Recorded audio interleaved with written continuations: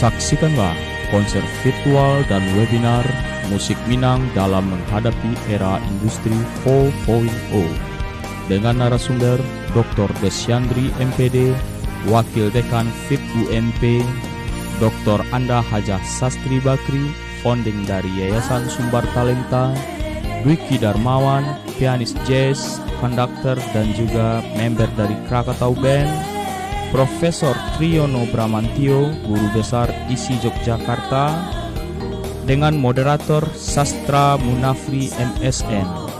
Dan acara ini juga dihadiri oleh special guest Insinyur Audi Joinaldi, Wakil Gubernur terpilih Sumatera Barat 2020. Acara ini akan dilaksanakan pada hari Sabtu tanggal 26 Desember pukul 16.00 WIB yang akan disiarkan secara live streaming dari channel Niowa Production dan juga seminar melalui Zoom dengan meeting ID 76801118828 dengan password kode PERPROMI99.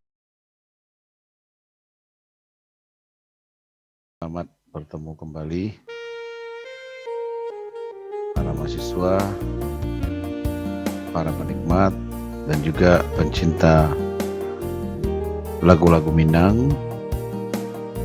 Saya akan membawakan sebuah topik fenomena yang terjadi di lagu Minang itu sendiri, yakni nilai-nilai edukatif lagu-lagu Minang.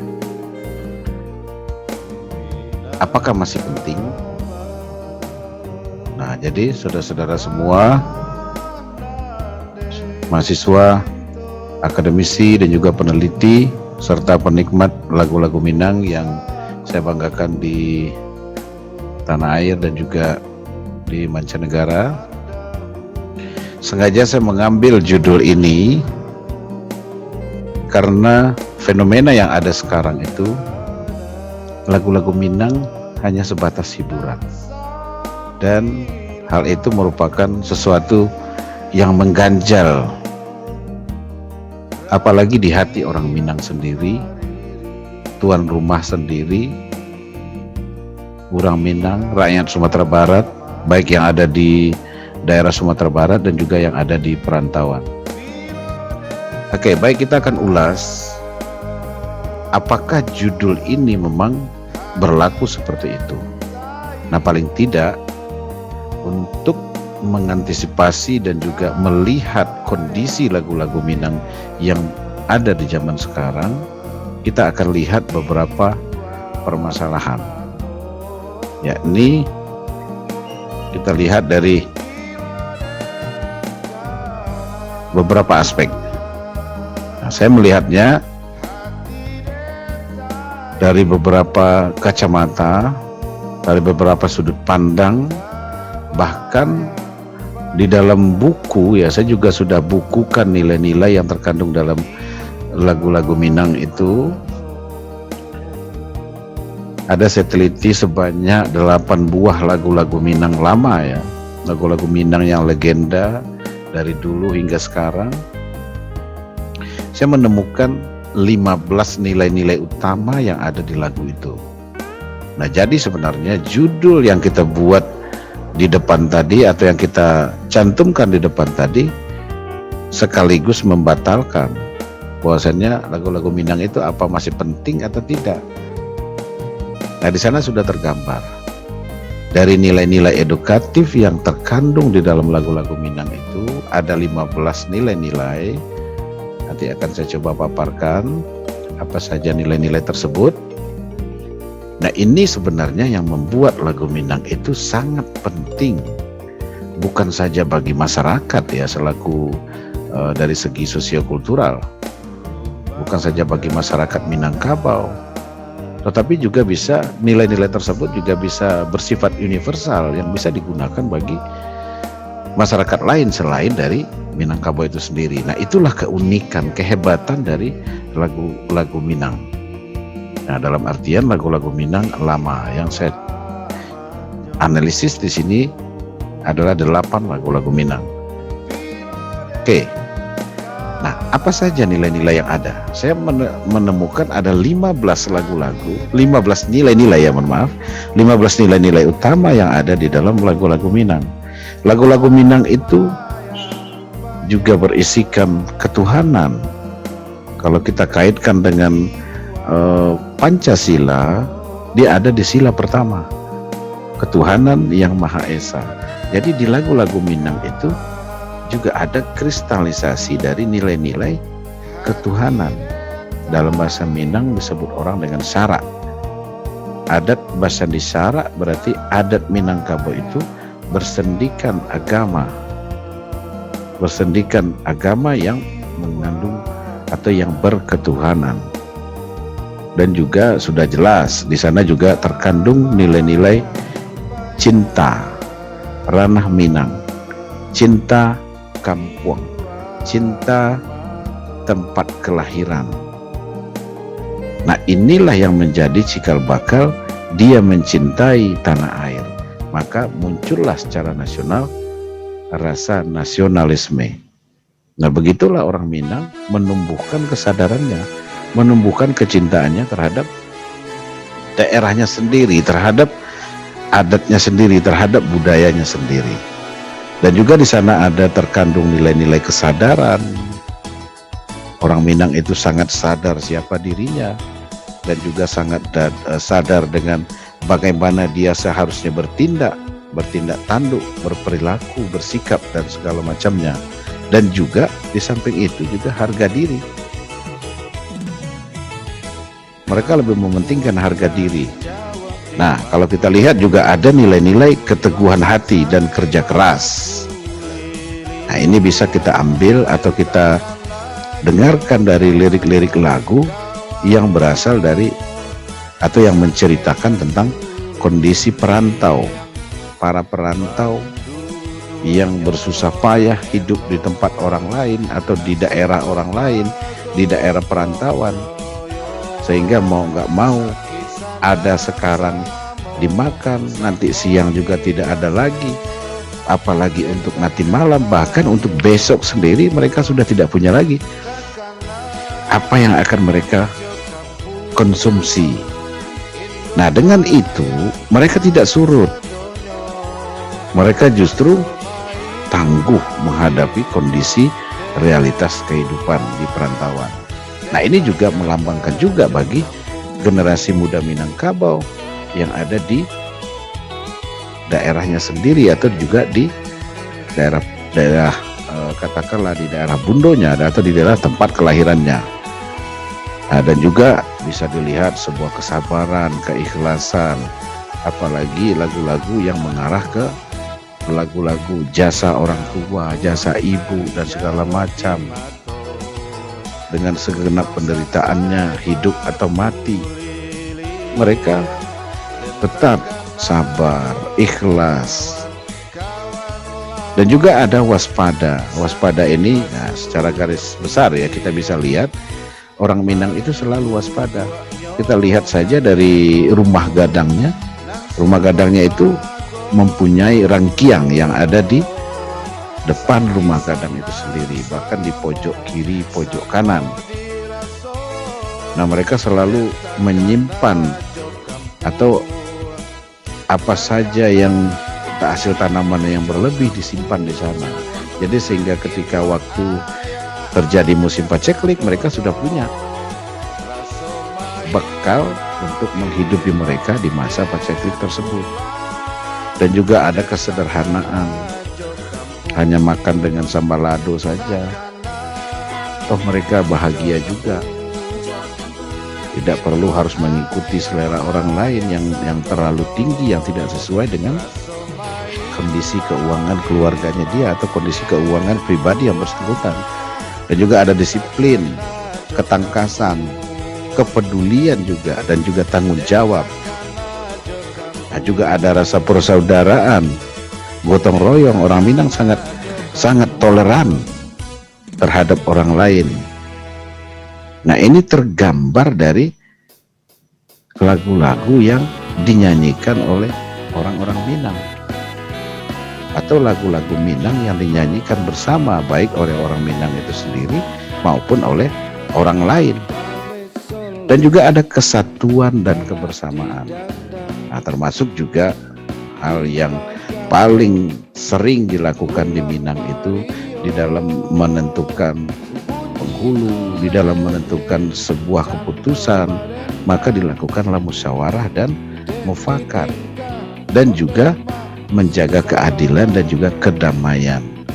Nah, sehingga orang Minang itu sendiri hidup bisa aman, tentram, dan damai. Walaupun sangat banyak sekali penderitaan yang mereka lalui. Jadi ini yang saya temukan dari analisis 8 buah lagu-lagu Minang, saya temukan 15 nilai-nilai ini. Nah, kalau kita lihat nilai-nilai ini, memang sangat erat kaitannya dengan Pancasila. Sangat erat kaitannya juga dengan desain pendidikan karakter yang dikeluarkan oleh Kementerian atau Pendidikan Nasional Kediknas pada tahun 2010, yang juga disempurnakan menjadi gerakan PPK, gerakan penguatan pendidikan karakter.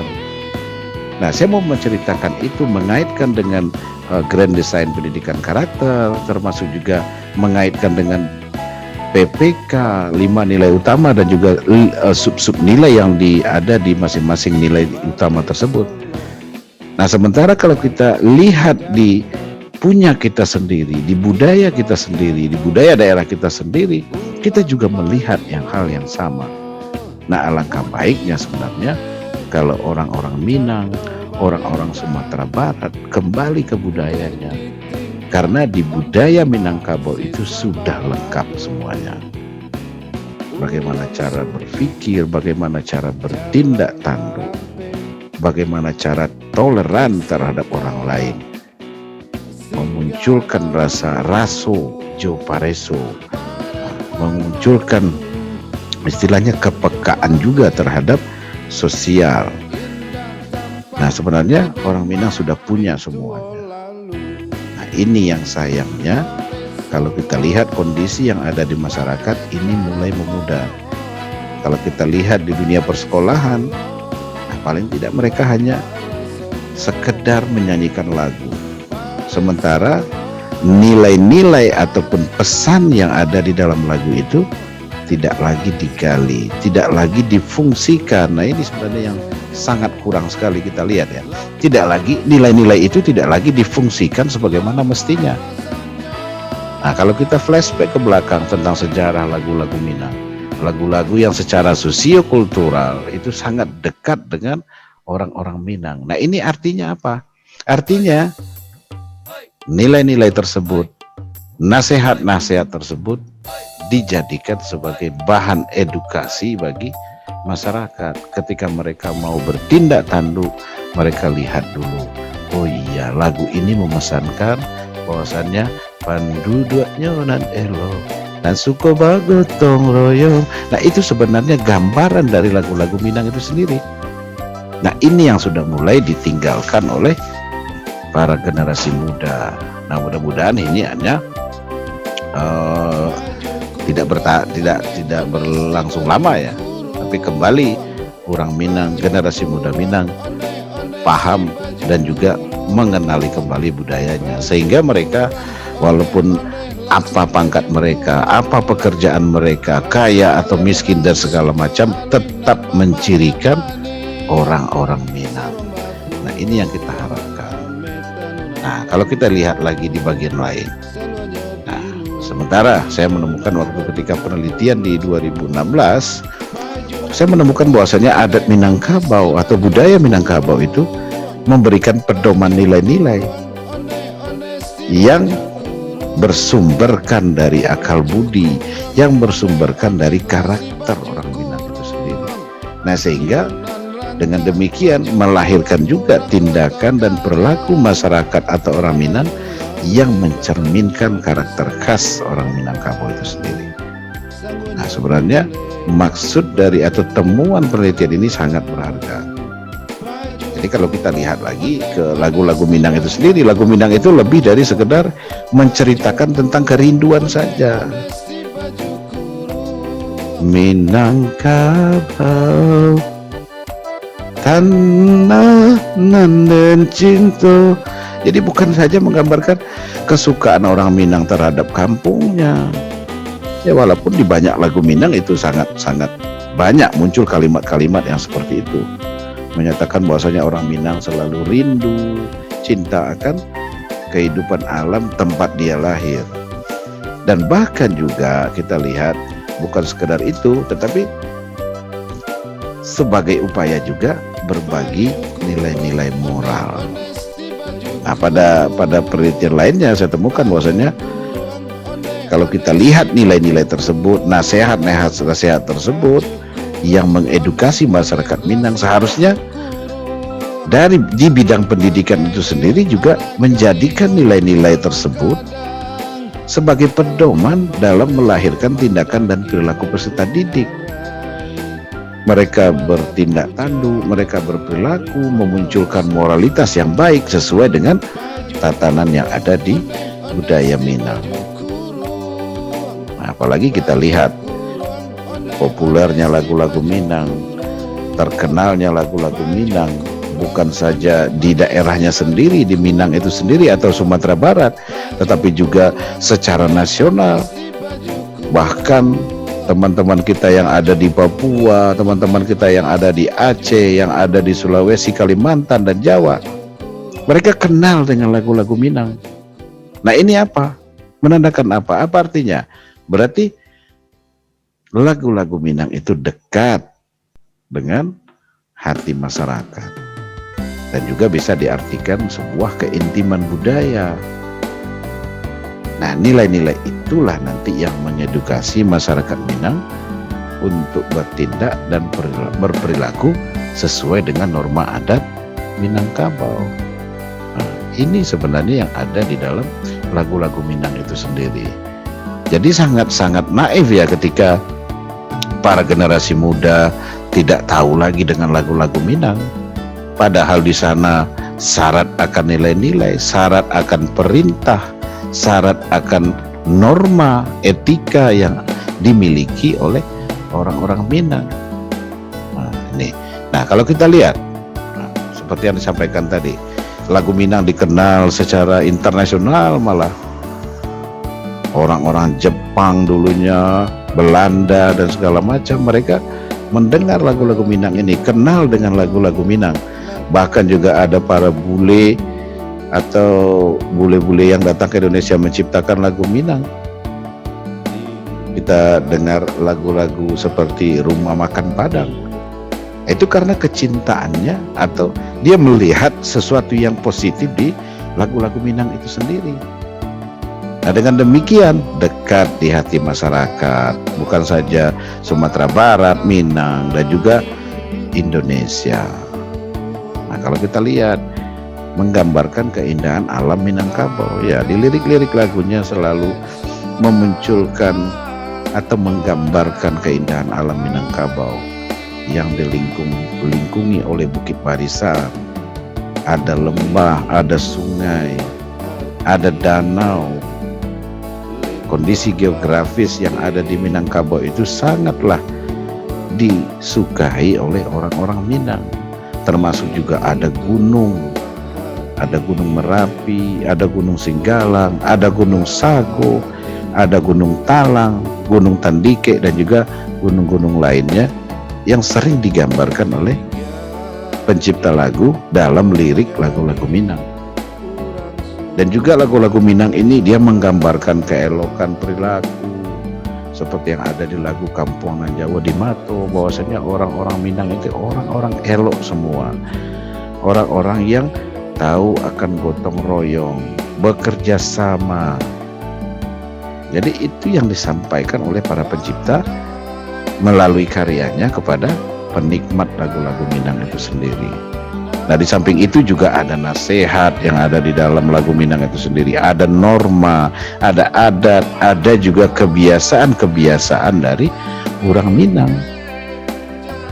Nah, dengan demikian tentu kita melihat kalau dari segi budaya, ya berarti lagu-lagu Minang itu merupakan kristalisasi dari budaya Minang itu sendiri. apa yang ada di budaya Minang itu ada juga di keseniannya. Salah satunya adalah lagu-lagu Minang. Jadi sekaligus sebenarnya ketika siswa, peserta didik, ketika masyarakat menyanyikan lagu-lagu Minang, memahami kandungan-kandungan yang ada di dalam lagu Minang itu sendiri, memfungsikan nasihat ataupun nilai-nilai norma yang ada di lagu itu sendiri, maka sudah jelas dia membangun Minangkabau itu sendiri. Tidak akan mungkin generasi muda kita kalau sudah mempelajari itu akan tercerabut dari budayanya. Justru dia akan semakin, atau budaya itu akan dibangun semakin kuat sehingga bisa berkembang di masa-masa yang akan datang. Nah, sesuai juga dengan slogan kita, indak lakang dek panik, indak lapuk dek hujan. Nah, tapi kalau ini ditinggalkan, orang sudah mulai, atau masyarakat Minang sudah mulai tidak mencintai lagunya, maka hal itu akan terjadi. Orang Minang tidak tahu lagi dengan Minangnya. Dia hidup di Minang, besar di Minang, lahir di Minang, bekerja di Minang, memanfaatkan semua sumber daya alam yang ada di Minang, bahkan juga meninggal di Minang dan dikubur di Minang juga. Tapi kalau dia tidak paham akan Minang, tentu sangat miris kita melihat kondisi-kondisi yang seperti itu. Harusnya mereka memang bertindak tanduk, memikirkan segala sesuatu, berbuat, memunculkan moralitas, tentu didasarkan oleh budaya-budaya Minang. Kapan perlu di event-event tertentu menggunakan logat-logat Minang, dialek Minang, bahasa Minang. Karena kita lihat para pejabat kita kadang-kadang mungkin tidak terbiasa kalau berbahasa Minang di dalam pidato, itu seakan-akan merusak pidatonya. Kalau saya malah berpendapat lain. Bahkan kita harus juga paling tidak bahasa Minang ini menjadi tuan rumah juga di Minangkabau itu sendiri. Nah, sehingga nanti generasi kita tetap kenal dengan budaya Minang, paling tidak melalui bahasanya, melalui lagu-lagu yang berbahasa Minang, bahkan juga lagu-lagu yang menggunakan bahasa-bahasa kias, bahasa-bahasa kata orang-orang sekelompok seniman Minang, bahasa tinggi, atau sekelompok sastrawan Minang itu merupakan bahasa-bahasa yang mengandung makna lain. Jadi bukan makna sebenarnya, personifikasi dan juga peribahasa-peribahasa, ungkapan-ungkapan. Nah, sehingga justru dengan demikian lagu Minang ini bisa memiliki ketahanan sehingga dikenal oleh masyarakat Minang, masyarakat Indonesia dan internasional sampai saat ini. Nah, paling tidak menggambarkan seperti itu.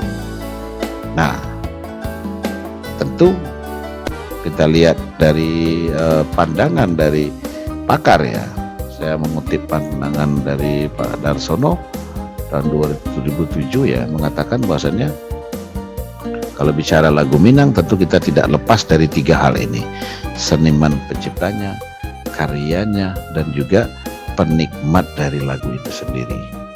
Nah, ini sebenarnya yang harus dipertahankan. Paling tidak ini tetap disosialisasikan, diperdengarkan, sehingga generasi muda tetap kenal dengan lagu-lagu Minang yang syarat akan nilai-nilai. Nah, kalau kita lihat kondisi sekarang seperti apa dari hasil penelitian yang saya lakukan. Jadi kalau dilihat dari segi atau aspek pendidikan, masih berorientasi pada penguasaan kemampuan intelektual siswa atau peserta didik untuk mengarah ke sikap, untuk mengarah ke hal-hal yang berbentuk keterampilan, skill, itu belum terlihat dengan optimal. Nah, kalau demikian prosesnya pendidikan berarti sudah jelas mengabaikan proses aktualisasi dari ataupun pewarisan dari nilai-nilai, kalau kita ambil yang lebih spesifik ya, nilai-nilai adat Minangkabau. Nah, dan juga kalau lihat dari aspek guru, bahkan banyak di antara guru-guru itu yang tidak paham betul apa sih yang diceritakan oleh lagu Minang. Selain mereka memahami secara denotasi, tentu ada hal-hal konotasi yang perlu mereka pahami sehingga kita bisa mengambil ataupun menafsirkan dari lagu-lagu Minang itu sendiri. Apalagi kalau kita lihat pembelajaran. Nah, pembelajaran seni musik di sekolah dasar itu kebanyakan hanya untuk motivasi saja. Ketika siswa sudah mulai bosan, maka guru memancingnya atau memotivasinya dengan, ayo anak-anak semua kita bernyanyi. Lantas anak-anak gembira, setelah itu nyanyinya hilang lagi. Nah, padahal proses eksplorasi nilai-nilai yang ada di dalam lagu itu perlu dilakukan. Nah, sehingga siswa kita tahu tentang budaya. Kalau dia lagu Minang, kalau dia lagu wajib nasional, dia tahu tentang nasionalisme. Kalau lagu religius, dia tahu tentang agama. Dan bahkan juga kalau lagu tentang sosial, dia tahu tentang kondisi sosial yang ada di sekitar mereka. Sehingga lahirlah generasi muda atau peserta didik yang benar-benar peka dengan kondisi sosial. Nah, seharusnya ini dimunculkan kembali, menjadi penting. Jadi bukan saja menyanyikan lagu, tetapi kita juga harus perhatikan temponya, perhatikan dinamikanya, perhatikan nada-nadanya, apakah tepat apa tidak. Karena proses ekspresi akan berasal dari itu, berawal dari nada, tempo, dan juga pembawaan dari lagu itu yang sesuai dengan kondisi lagu. Nah, ini juga perlu dibudayakan secara simultan. Nah, kalau kita lihat lagi dari aspek siswa, lagu Minang ini tidak atau hanya beberapa lagu yang mereka kenal. Ya kan, kalau saya survei di lokasi penelitian, kalau pada waktu itu saya survei di SD dan juga SMP di Kota Padang, lagu yang paling banyak dinyanyikan itu dalam tanda kutip ya, lagu yang hanya dinyanyikan itu hanya lagu Minangkabau, lagu Ayam dan Lapeh, dan juga lagu Baris Solo. Sementara masih banyak lagu-lagu kita yang mengandung nilai-nilai yang sangat bermanfaat untuk siswa, bisa menjadi bekal bagi siswa untuk bertindak tanduk sehari-hari, baik di lingkungan sekolah ataupun juga di lingkungan masyarakat. Nah, sehingga kalau ini tidak difungsikan kembali, nah kita khawatirkan munculnya perilaku-perilaku negatif, perilaku-perilaku yang tidak disarankan oleh budaya Minang itu sendiri. Bahkan, terakhir lebih parah lagi, kita kenal anak-anak generasi muda Minang tapi tidak tahu dengan Minang. Mereka tercerabut dari budayanya.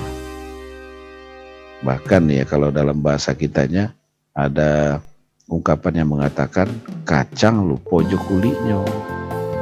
Dia hidup di budaya Minang, dekat dengan Minang segala macam, tapi tidak tahu dengan Minangnya itu sendiri. Nah, ini merupakan hal yang paling penting ya, hal yang krusial kita lakukan revitalisasi. Jadi kita masukkan lagi lagu-lagu ini ke kurikulum.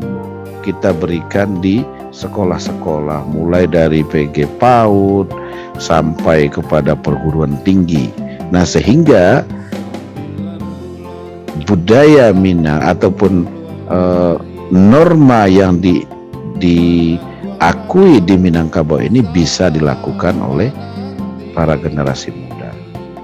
Jadi generasi muda akan paham terhadap kandungan dari nilai-nilai itu sendiri. Bahkan dia bisa melakukan proses internalisasi terhadap nilai-nilai tersebut, melakukan sosialisasi nilai-nilai apa saja yang disarankan oleh lagu-lagu Minang, dan juga terakhir baru mereka melakukan pembudayaan. Nah, dengan demikian tentu budaya Minang yang terkristalisasi melalui lagu-lagu ini tetap terjaga. Jadi mungkin itu salah satu upaya juga ya, mempertahankan budaya Minang kita sendiri, budaya yang kita cintai, tanah kelahiran kita, segala norma dan aturan tindak tanduk moralitas orang Minang, yakni adat budaya Minangkabau. Saya rasa mungkin Untuk pertama ya kita overview tentang lagu Minang ya. Kalau kita lihat secara sederhana sekali lagu Minang, hanya bernyanyi saja. Bahkan orang mengatakan hanya ratok saja, orang Minang suka kesedihan. Padahal tidak. Kalau kita gali dengan optimal, sangat banyak nilai-nilai positif yang ada di dalam lagu-lagu Minang. Nah, nilai-nilai inilah nanti yang akan mengedukasi, kalau di sekolah adalah mengedukasi peserta didik, sehingga memunculkan tindakan dan perilaku yang menggambarkan sejatinya orang Minang. Kalau di masyarakat, tentu masyarakat yang menggambarkan seperti apa eloknya masyarakat Minang, seperti apa tutur katanya masyarakat Minang.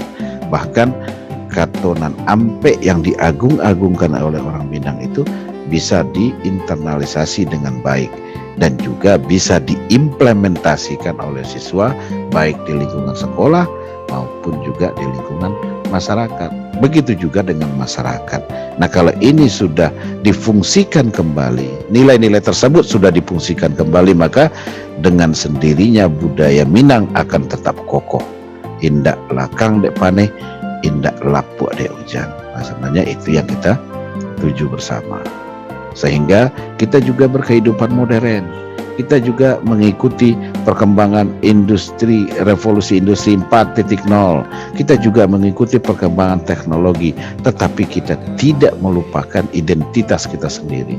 Yang menjadi jati dirinya orang Minang itu adalah orang Minang yang tahu akan budaya Minangkabau, tahu jo raso dan pareso, tahu jo alua jo patuy. Nah, mungkin itu yang bisa saya sampaikan pada kesempatan ini. Mudah-mudahan ini bisa bermanfaat untuk kita semua, dan mari kita lakukan pembudayaan secara simultan terhadap lagu-lagu Minang ini, baik lagunya sendiri, musiknya, dari bahasa yang ada di liriknya, kandungan-kandungan yang ada di liriknya, dan juga kita munculkan kembali kondisi sosiokultural masyarakat yang kental akan budaya Minang. Nah, dengan demikian ini akan menjadi satu bagian, satu alternatif untuk mempertahankan budaya Minang di tengah globalisasi dan juga di tengah perkembangan industri dan pengetahuan yang sangat besar. Terima kasih atas perhatiannya. Mudah-mudahan di lain waktu kita sambung kembali. Terima kasih. Assalamualaikum warahmatullahi wabarakatuh. Salam sejahtera untuk kita semua.